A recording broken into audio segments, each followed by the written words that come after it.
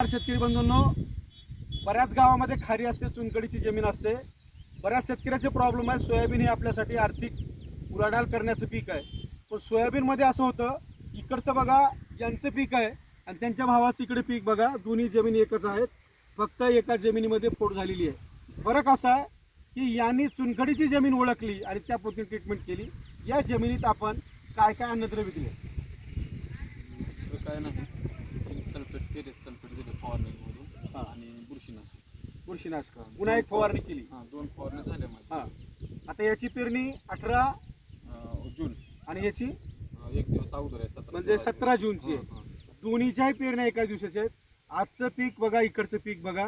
कारण तर इथं अन्नद्रव्याचं जर आपण समजा करेक्ट जर त्याला डोस दिले तर हा फरक दिसतो. अन्यथा वर्ष वाया जातो, उत्पन्न होत नाही.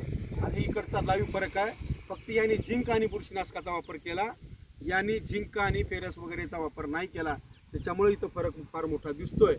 हाच लक्षात आणून द्यायचा विषय आहे. यातले कुठलेच उत्पादनं माझी कंपनी विकत नाही, पण शेतकरी भला तर जग भला म्हणून इतर शेतकऱ्यांनी शहाणं व्हावं याच्यासाठी चुनखडीयुक्त जमीन जर असेल तर झिंकचा मारा केला पाहिजे. झिंक आणि फेरस दिलं पाहिजे.